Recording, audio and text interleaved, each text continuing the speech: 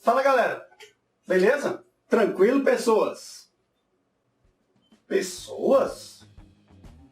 Sim, pessoas. Não são pessoas? Pessoas pra mim. Ok. Galera pra mim.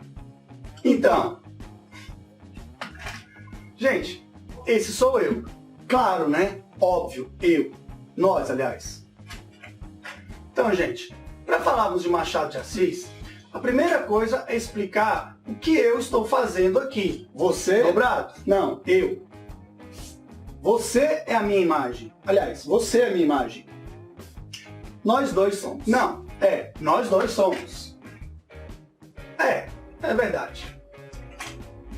Para que isso? É para você aprender a primeira característica machadiana, que é o diálogo, ou o diálogo com o leitor, ou com o autor. No caso, metalinguagem, se eu estiver falando com você. Nesse caso, metalinguagem. Ou o diálogo entre o personagem e o narrador, entre os personagens.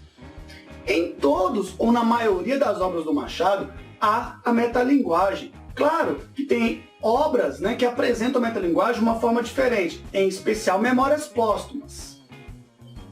Porque nesse caso são 3. Eu. Bora. Nós.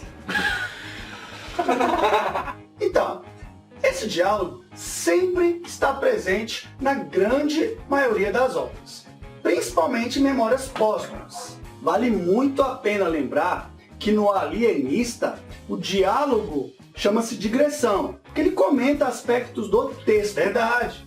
Então, digressão é a capacidade de comentar o texto narrado, o próprio escritor narrando o texto. Essa é a sensação que se tem ao ler Machado de Assis.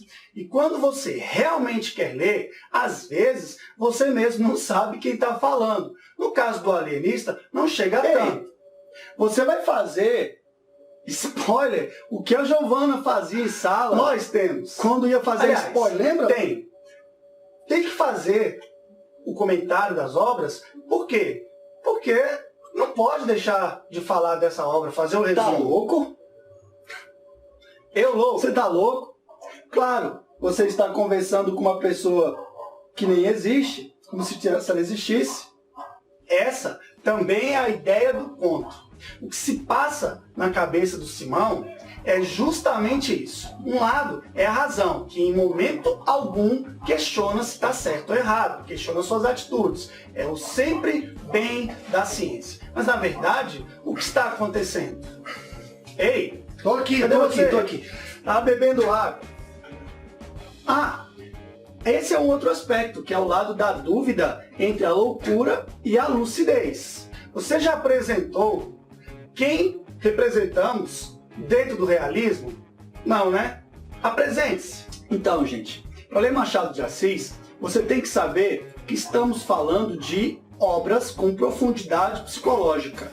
E normalmente há no mínimo 3. Id, ego e superego. Então agora que vocês sabem quem somos os 3, fica mais fácil. Você pode sair agora? Tá muito difícil editar com você do meu lado. Tá muito difícil mesmo. Beleza? Então, galera, pronto. Agora você já sabe. Temos 3 formas de ler Machado. Então, por isso Simão Bacamarte será a personificação da leitura, da loucura, representando a profundidade psicológica da fase realista, ou fase madura de Machado. Como começar esse episódio, aliás, sem desmerecer nenhum dos episódios, posso dizer que esse está sendo até agora o mais difícil, ou mais desafiador. Acredito, está até sendo o mais legal. Não porque é o episódio do Paz, mas é porque falar de Machado de Assis é muito difícil, muita responsabilidade. Fiquei horas pensando se pulava esse assunto ou se encarava a responsa de falar de Machado de Assis. Aí você me pergunta, Eurípides, ele não é um dos principais e maiores escritores brasileiros? Por que não falar? Pois é, justamente por isso, a galera fica de cara feia quando a gente vai falar em Sala de Machado de Assis. O povo tem medo e a imagem criada de Machado é como um escritor inacessível, difícil, impossível, detalhe, chato, né? Pega muito mais do que a informação de que ele é um grande escritor, de que ele é legal. Então, reverter a imagem negativa é uma luta, e ainda mais em 10 minutos. Desafiador, não é? Mas é isso aí, esse é o canal Literatura e Mundo. Solta a vinheta aí, Eurípides. Sou eu que estou editando.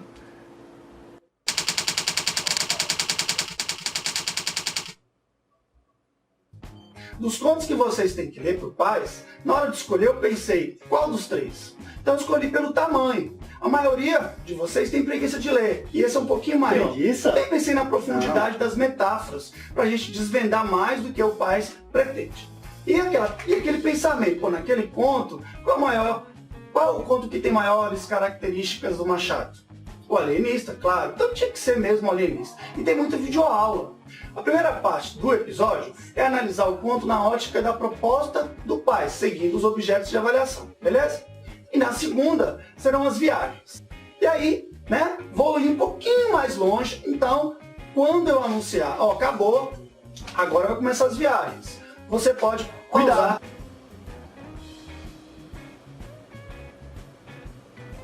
Vamos primeiro afinar algumas questões. Leia o conto com atenção. Você precisa lembrar que não há uma resposta ou uma teoria fechada. Isso quer dizer que você vai chegar ao final e terá conjecturas, reflexões sobre qual aspecto você vai olhar. E se você olhar pelos olhos do personagem, no caso, imagine, você vai ser conduzido por ele. Ou lembre-se que o conto está no passado, ou seja, tudo já aconteceu.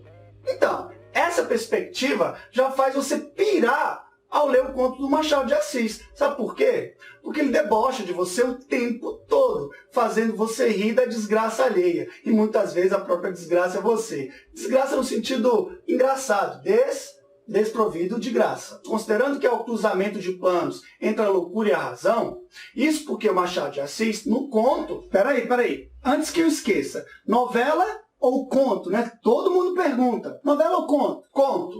Uma das classificações para chamar o alienista de novela é pelo tamanho, mas é um conto, ok? E sendo um conto, então temos apenas uma célula dramática. Veja, Itaguaí é o universo a ser tratado da história. Mas, se você perceber e ler com calma, vai observar um micro-realismo. Micro-realismo é uma das marcas do Machado de Assis. Isso ocorre em todas as obras. Você sabe que Machado não precisa sair da cidade para contar uma história com universalismo. Basta mostrar esse reflexo de uma forma tão completa que você vai perceber como a sociedade interfere na cabeça do ser humano. Por isso, os contos propostos no Paz fazem você pensar como que eu sou influenciado pela sociedade? Como minha cabeça pode mudar à medida que a sociedade muda? Então você imagina, no caso, um médico, todo renomado, todo mundo respeita o médico, começa a internar as pessoas doentes. E talvez você possa ser o próximo. E aí? Você não começa a se questionar se você está doente? Vamos mostrar um exemplo na atualidade. O governo diz que está tendo um surto de KPC e você vai ao hospital. Já percebeu que você fica ressabiado? Não? Pera, eu vou dar um outro exemplo. Já que eu sou louco, né? Você está na rua, numa roda de amigos. Todos estão falando de um cara que gastou todo o dinheiro que tinha com curtição, com farta, todo mundo achando massa. Nesse grupo, que tem uns 5, todo mundo apoia. E ficam falando, isso foi muito massa, queria ter feito também. Mas você não concorda. Você iria contradizer o grupo? Você vai? Não. Você pode até na sua cabeça discordar, mas na hora você vai aceitar. É um passo para você dar espaço para a sociedade na sua cabeça. Na verdade, nem você sabe que essa mudança foi interna, aceitando a situação. Estranho? Confuso. Confuso, não? Muito simples. O fato é que os contos buscam analisar o comportamento da sociedade e fazer uma crítica social. Se quiser saber um pouco sobre o realismo, característica, assista esse episódio aqui que eu também falo um pouquinho. Bem, voltando em Machado. Machado é tão legal desse rei, que quando você termina, você fica pensando, e agora? Não tem mais? E quando você termina de ler o conto, ou até mesmo romances, você fica o tempo todo pensando na ironia, e começa a perceber o tanto que ele é debochado. Muitas vezes irônico, ou ironia, ou humor fino. Isso faz você começar a gostar dele. Todo mundo gosta ou não gosta, né? No conto, a percepção da ascensão social, a busca do status, é a grande análise do Machado. Os homens estão sempre preocupados em se tornar famosos.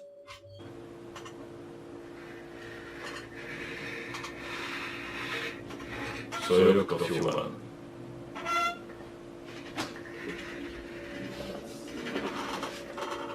Essa ideia de buscar o reconhecimento é romântica, lembra? O glamour social e o conhecimento ou o reconhecimento faz com que o personagem machadiano faça qualquer coisa para controlar a situação, para o poder. No caso do conto, temos a visão individualista do poder da ciência, representado pelo Simão, e ao mesmo tempo o do barbeiro, né, que vai tentando manipular e controlar também. Esse comportamento do Simão começa a ser questionado por ele mesmo. E você vai lendo e pensando, pô, esse cara tá louco. Essa frase é minha. Não, essa frase é nossa. Então, temos várias percepções sobre a loucura. Então veja, por exemplo, essa música aí.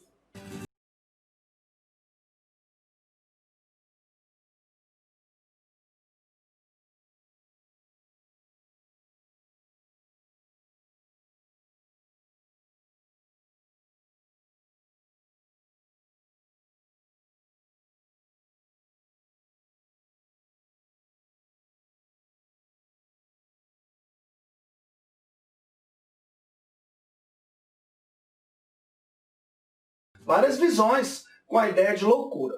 A loucura traz uma sensação de liberdade, justamente porque se alguém te julgar, nesse caso, a sociedade, alguém vai defender e falar, liga não, ele é louco. Dá valor que ele fala não. Mas também é um paradoxo. Sabe por quê? Porque quando você está louco, você deveria estar preso. Não é verdade? Isso é um perigo para a sociedade. Qual o final do conto? Né? Levanta-se uma série de questionamentos sociais. Sempre quem é certo é aquele que está livre, né? O que está livre tem uma visão boa ou ele é condicionado? Ou o que está preso está vendo como é que acontece lá fora? Igual a música. Quando você está dentro de casa, você está preso ou você está livre?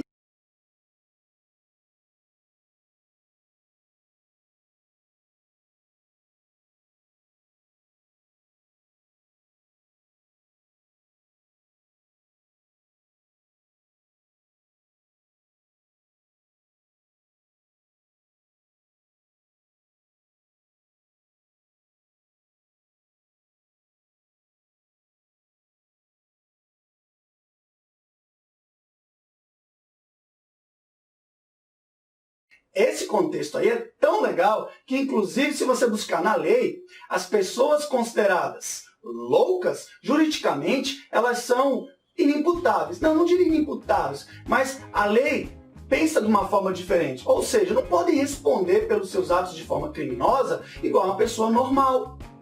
Veja a relação com Simão.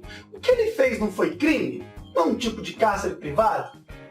Pois é, Machado de Assis sabia que isso era ruim, justamente pela visão negativista de Machado, que pode ser traduzida pela ideia dos personagens dos livros não terem filhos.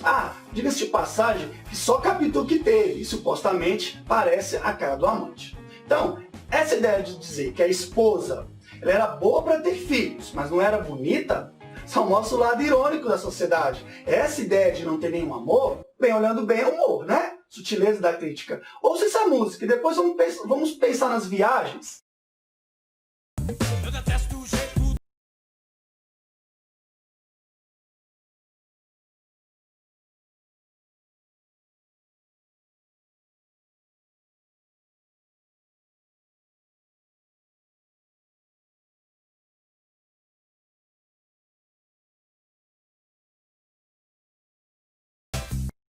Para falar da simbologia, para falar dos nomes. Mas pense, Simão, esse personagem na Bíblia, age como um sofista. estando entrando numa esfera machadiana, uma outra, aliás. Vou dizer que uma outra característica machadiana é a intertextualidade e a presença bíblica. Está sempre como uma referência. E a loucura também foi tratada na Bíblia quando Noé foi tratado como louco, anunciando o dilúvio, lembra? Bem, isso seria uma parte da simbologia, não é? Viagem. Gostou? Quer mais? Ajudou? Então compartilhe. Assine e dê o seu like. Você pode conseguir um novo episódio sobre o conto ou eu posso aprofundar mais. Também posso mostrar as nuances do Machado de Assis em outros contos do Paz. Mas é isso aí. Leia o conto. Você não vai se arrepender. Quer deixar algum recado? Mas antes, um abraço. Quero sim. Pessoal, veja bem. Antes que vocês pensem, não é croma. Beleza, pessoal? Esse fundo aqui não é falso. Não é fundo falso. Beleza? Mas é para a gente se divertir e entender, então, a projeção do id, do ego e do superego. Nesse caso, ele é o ego. Eu sou o superego. O id não pode falar aqui. O id está aí atrás da câmera. Ou o id, o nosso lado mais animal, às vezes fica escondido. Mas é importante para ler Machado de Assis é perceber que, no mínimo, existem 3 pessoas. Um grande abraço e valeu aí. Desculpa qualquer erro de edição, mas é para a gente se divertir. Até logo, pessoal!